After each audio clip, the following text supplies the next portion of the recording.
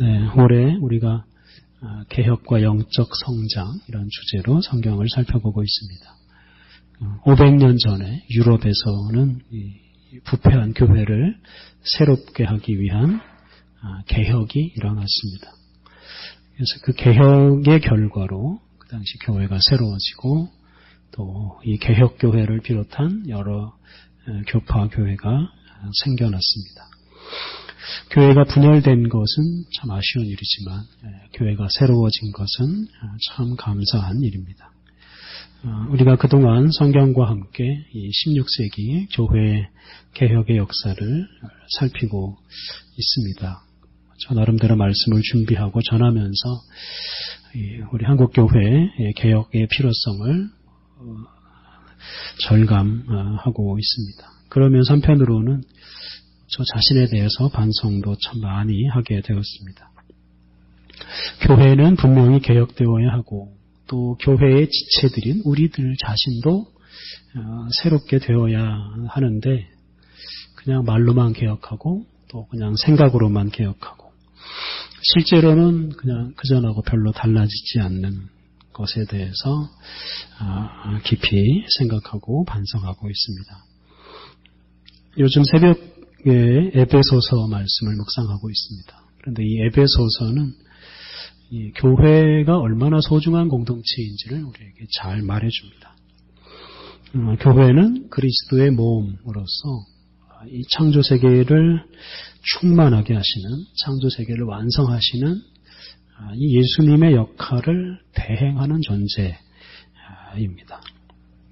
그래서 교회가 타락하고 교회가 무너지면 온 세상을 창조하시고 또 구원하시는, 완성하시는 이 삼위일체 하나님의 이 구원 사역에 문제가 생길 수가 있습니다. 그만큼 교회가 소중한데요. 이렇게 소중한 교회 공동체를 우리는 얼마나 소중하게 여기고 있는지, 그 소중한 교회의 지체들인 우리들 자신을 우리가 얼마나 거룩하게 보존하고 있는지 우리가 깊이 생각하고 또 깊이 반성하며 살아가면 좋겠습니다. 오늘 읽은 학계 말씀은 우리들의 삶의 중심에 교회가 있는지, 우리가 교회의 지체로서 살고 있다는 이런 자각, 우리가 어디로 가는지, 우리가 무엇을 하든지 교회의 지체로서 하고 있는지, 그것을 우리로 하여금 심각하게 고민하고 또 반성하게 해줍니다. 선지자 학계는 이스라엘 민족이 바벨론 포로 생활에서 돌아온 뒤에 이 고향에서 활동한 선지자입니다. 오늘 본문 1절을 보면 학계 선지자가 활동한 시대가 나옵니다. 그가 활동을 시작한 때는 다리오 왕 제2년입니다. 다리오 왕 제2년은 주전 520년 경입니다. 이 다리오는 페르시아 바사의 왕입니다.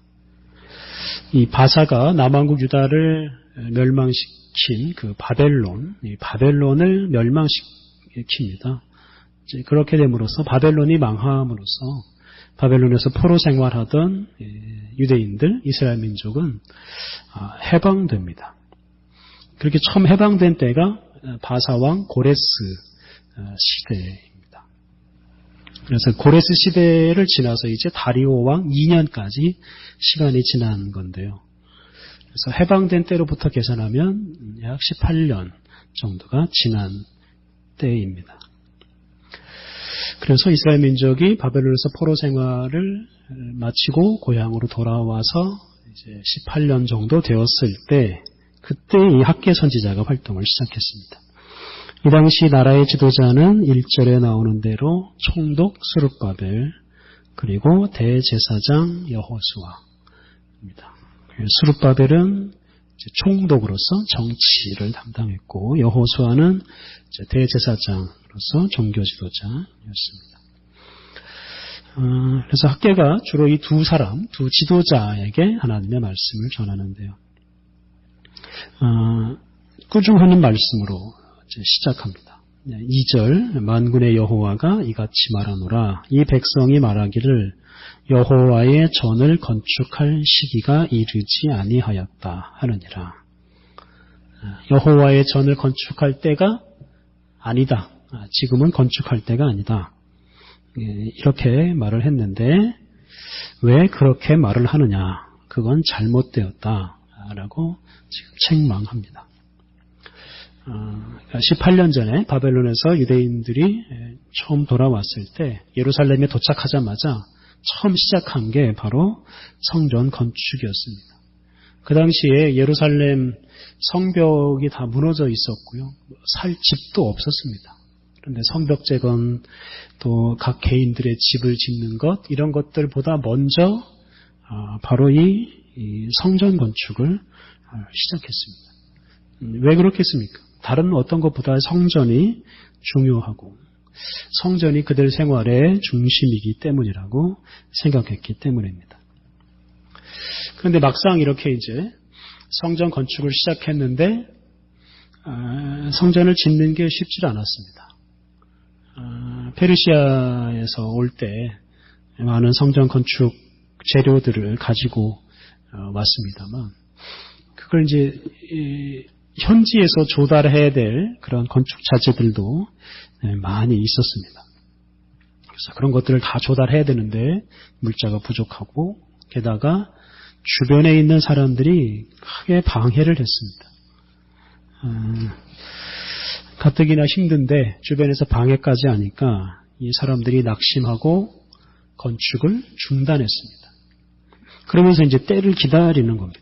건축하기 좋을 때가 오기를 기다리는데 그렇게 기다리기를 무려 18년 동안이나 한 것입니다.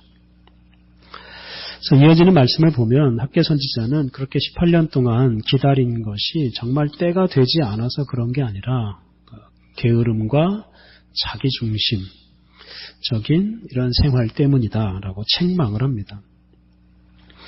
4절 이런 말씀이 있습니다. 이 성전이 황폐하였거늘 너희가 이때에 판벽한 집에 거주하는 것이 옳으냐. 그리고 이제 9절 하반절을 보면 내 집은 황폐하였으되 너희는 각각 자기의 집을 짓기 위하여 빨랐음이라. 그래서 성전은 황폐해 있는데 자기 집 짓는 건 빨리 하고 그것도 판벽한 집으로 아주 멋있게 지었습니다. 판벽한 집은 그 널빤지로 지은 집입니다. 근데 이 당시에 집을 지을 때는 재료가 없다 보니까 그냥 짐승의 가죽, 천막, 또는 뭐 나뭇가지 이런 것들로 짓거나 아니면 그냥 땅을 파고 굴 속에서 살았습니다. 그러니까 이게 널빤지로 짓는 이 집은 그 당시로는 아주 좋은 집입니다. 그러니까 성전은 무너져 버렸는데 자기 집 짓는 거는 빠르고 그것도 아주 멋있게 화려하게 짓고 살아서야 되겠느냐라고 지금 책망하는 것이 4절 말씀입니다. 그래서 사람들이 좋은 집을 짓고 사는 것을 보면 아직 성전을 지을 때가 아니다 이렇게 말하는 것은 거짓말이고 게으름이라는 걸 알 수가 있습니다. 각자 자기의 집을 지을 수 있는 상황이라면 성전도 지을 수가 있기 때문에 그렇습니다. 그러니까 사람들이 처음에는 자기 집을 짓기 전에 먼저 성전 건축을 시작했습니다. 왜냐하면 성전이 그만큼 중요했기 때문에 그렇습니다. 이스라엘 민족은 바벨론에서 포로 생활을 하면서 그 70년 동안 아주 철저하게 반성을 했습니다. 왜 우리가 망했나? 왜 우리가 망해서 이 바벨론까지 끌려와서 사나? 반성하면서 그들은 율법을 수집하고 또 한 권의 책으로 만들고 그리고 그 율법을 하나하나 공부하기 시작했습니다. 그리고 그 율법대로 살기로 다짐하고 또 다짐했습니다. 다시는 망하지 않기 위해서 또 망한 나라를 회복하기 위해서 그렇게 율법대로 살기로 한 것입니다. 그런데 그 율법의 핵심 중에 하나가 바로 성전입니다. 성전이 없이는 지킬 수 없는 규정이 많습니다. 예를 들면 제사에 관한 규정들, 성전이 없으면 하나도 지킬 수가 없습니다. 그래서 포로 생활을 마치고 예루살렘에 돌아오자마자 바로 이 성전 건축을 시작한 것입니다. 그런데 성전을 짓기 어려운 형편이 닥치니까 사람들은 그냥 너무 쉽게 성전 짓기를 포기했습니다. 이게 성전 짓기를 포기한다는 게 무슨 뜻입니까? 그 율법대로 하나님 말씀대로 사는 걸 포기했다는 뜻입니다. 지금 당장 힘드니까 율법대로 사는 것보다는 그냥 일단 살아남는 것, 먹고 사는 것, 생존하는 것 이런 것을 더 앞세웠다는 뜻입니다. 이렇게 하나님 말씀대로 사는 것보다 그냥 생존하는 것을 앞세우는 사람들을 깨우치시기 위해서 하나님께서 이제 5절, 6절과 같은 이런 벌을 내리십니다. 5절, 6절 그러므로 이제 만군의 여호와가 이같이 말하노니 너희는 너희의 행위를 살필지니라. 너희가 많이 뿌릴지라도 수확이 적으며 먹을지라도 배부르지 못하며 마실지라도 흡족하지 못하며 입어도 따뜻하지 못하며 일꾼이 삭슬 받아도 그것을 구멍 뚫어진 전대에 넣음이 되느니라. 성전 짓는 일을 그만두고 그냥 자기 집 짓는 일, 자기 생활에만 열중하는 사람들에게 너희 자신의 행위를 살피라, 반성해라 라고 말씀하십니다. 여기에서 너희 행위를 살필지니라 라는 이 말에는 지금 너희가 어떻게 살고 있는지를 한번 살펴봐라 라는 뜻입니다. 그러면서 6절 이야기를 하는 겁니다. 6절과 또 뒤에 나오는 9절부터 11절을 보면 이렇게 성전 짓는 것을 외면하고 자기 생활에만 몰두한 사람들이 아주 힘들게 사는 모습이 나옵니다. 6절에 있는 표현대로 그들은 많이 뿌려도 수확이 없고 먹어도 배가 부르지 않고 마셔도 흡족하지 않고 삭슬 받아도 돈을 받아도 돈이 다 어디로 가는지 다 사라져버리는 그런 생활을 하고 있었습니다. 요약하면 그냥 헛수고를 하면서 사는 겁니다. 그냥 힘들게 일만 할 뿐이지 아무런 열매가 없는 생활을 하고 있었습니다. 그러니까 하나님 말씀대로 사는 것은 뒤로 하고 그냥 생존 차원에서 사는 사람들은 심어도 열매가 없고 먹어도 배부르지 않고 마셔도 흡족하지 않은 그런 아주 불행한 인생을 살아가고 있었던 것입니다. 그래서 하나님은 학개 선지자를 통해서 이런 현실을 지적하면서 왜 너희들이 이렇게 살고 있는지 반성해보라 라고 말씀하시고 있습니다. 성전을 짓지 않으므로 율법대로 살아갈 수가 없었고 또 그렇게 살지 못했기 때문에 이스라엘 자손의 삶에도 제대로 된 열매가 없었다라는 것을 하나님께서 학개 선지자를 통해서 깨우치신 것입니다. 그래서 결론적인 권면은 8절에 있습니다. 8절 너희는 산에 올라가서 나무를 가져다가 성전을 건축하라. 그리하면 내가 그것으로 말미암아 기뻐하고 또 영광을 얻으리라. 여호와가 말하였느니라. 그래서 더 이상 성전 건축할 때가 이르지 않았다 이런 말 하지 말고 이제 당장 산에 올라가서 나무를 베어다가 중단된 성전 건축을 다시 시작하라 라고 권면하십니다.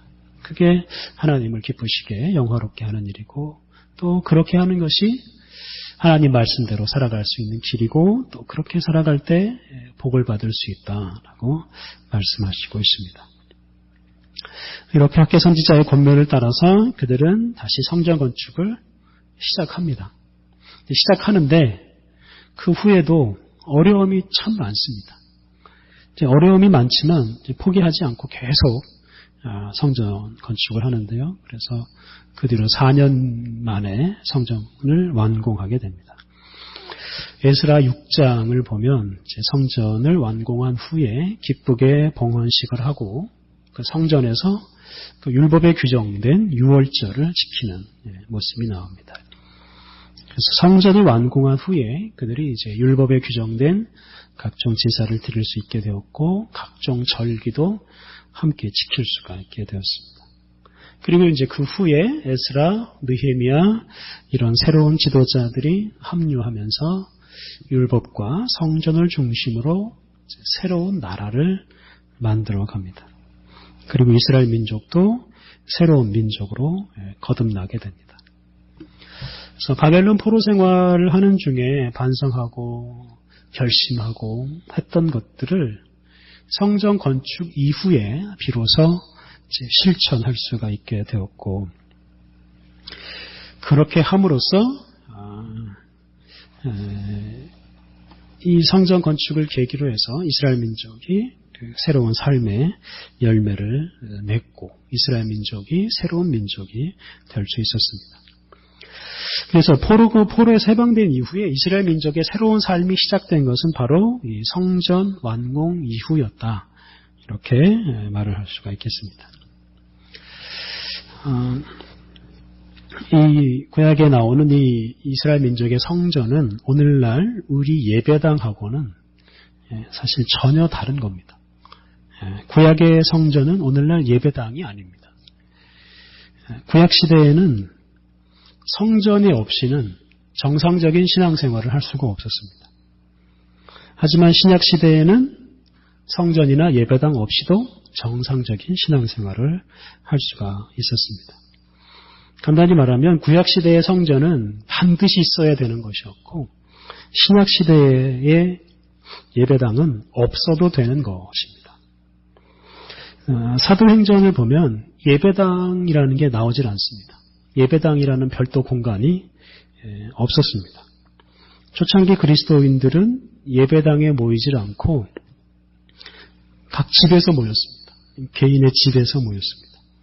우리가 흔히 말하는 마가의 다락방에서 사람들이 모여서 기도하고 거기에서 성령으로 충만해지기도 했습니다. 사도행전뿐만 아니라 로마서, 고린도전서에서 다 마찬가지로 각 사람의 집에 예배 처소가 있었습니다. 예배당이 지어지기 시작한 것은 300년 이후입니다. 그러니까 콘스탄티누스 황제가 기독교를 공인한 이후에 그때부터 비로소 예배당을 지을 수가 있었습니다. 그래서 교회가 시작된 후 300년 동안은 예배당이 없이 살았습니다. 근데 그렇게 예배당이 없는 상황에서도 이 교회가 온 세계로 퍼져나갔습니다. 그래서 신학적으로 말해서 우리 교회에는 구약시대의 성전과 같은 건물이 필요가 없습니다. 그래서 학개서에 나오는 성전을 건축하라라는 이 말은 예배당을 지으라라는 말로 이해해서는 안 됩니다. 앞에서 말씀드린 대로 성전을 건축한다는 것은 율법대로 하나님 말씀대로 살기 위한 그 기초를 세우는 것입니다. 당시 율법은 성전에서 해야 할 여러 가지 일들을 명시했습니다. 그래서 율법을 지키기 위해서는 반드시 성전이 필요했습니다. 그래서 성전을 건축하라는 이 말을 오늘날 우리들은 단순히 예배당을 건축하라는 말로 이해할 게 아니라 하나님께 예배하는 공동체인 이 교회를 새롭게 하라 하는 말씀으로 받아들여야 합니다. 예배당은 없어도 되지만 교회는 반드시 있어야 됩니다. 예배당이 없으면 존재하지 못하는 교회는 성경적인 교회가 아닙니다. 신약시대에는 예배당이 따로 없고 성도들이 모이면 그냥 그곳이 예배당이 되었습니다. 그런 의미에서 신약시대의 교회가 지금 우리 예배당이 없으면 잘 모이지 못하는 이런 교회보다 훨씬 더 강력하고 참으로 뜨거운 교회였습니다. 오늘날 큰 예배당이 없으면 제대로 신앙생활 하지 못하는 사람들 많이 있습니다. 상가 예배당은 싫어하고 에어컨이 잘 나오는 크고 화려한 예배당은 좋아하는 사람들도 많습니다. 그래서 한국교회 예배당은 아주 크고 화려해졌지만 그만큼 한국교회는 약해졌다 이렇게 말을 할 수도 있습니다. 오늘 본문이 우리에게 말하는 것은 예배당을 지으라는 것이 아니라 하나님 말씀대로 사는 것의 중심에 있는 교회를 재건하라 하는 뜻입니다.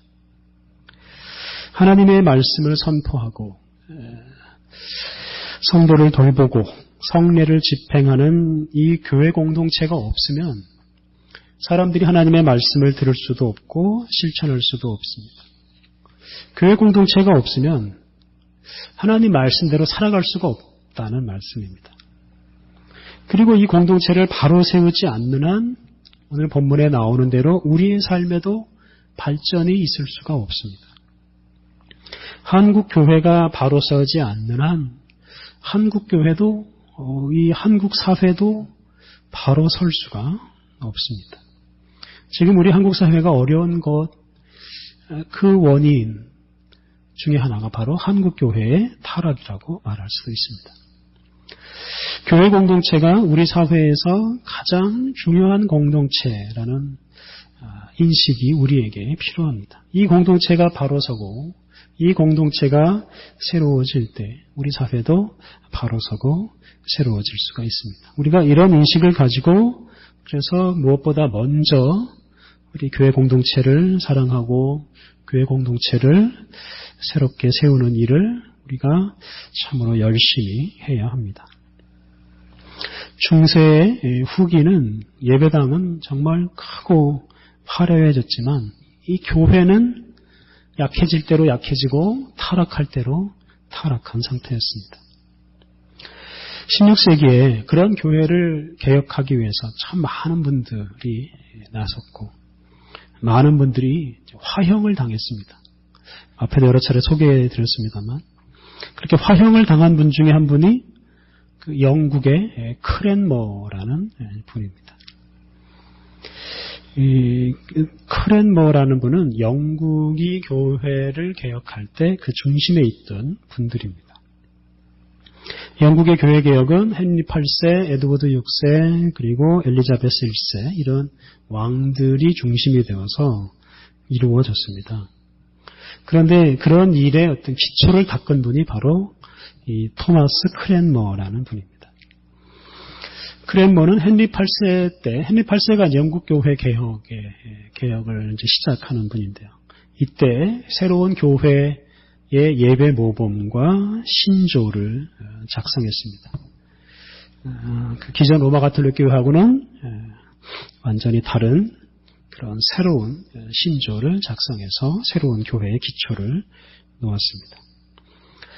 헨리 8세가 죽고 그의 아들 에드워드 6세가 이제 왕이 되었을 때 이제 이때 크랜머가 유럽 대륙에 그러니까 독일과 스위스 이런 데서 개혁을 추진하는 분들을 초청해서 공부도 하고 또 그들의 가르침을 아주 충실하게 반영해서 교회를 완전히 새롭게 합니다. 그래서 에드워드 6세 때에는 대륙에 있는 개혁교회하고 다를 바 없는 그런 교회가 됩니다.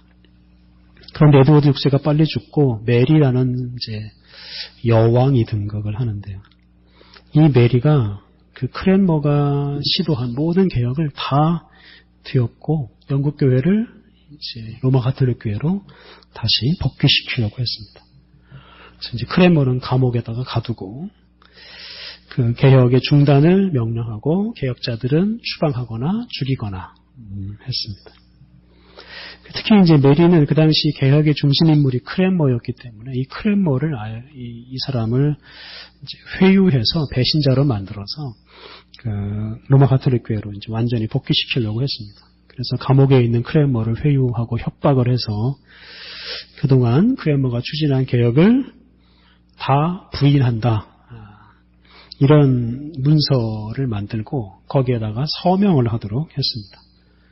그동안 개혁한 것이 다 잘못된 일이다. 이런 문서를 만들고 거기다가 서명을 하도록 했습니다. 그리고 많은 사람들이 모인 자리에서 그 사실을 발표하도록 했습니다.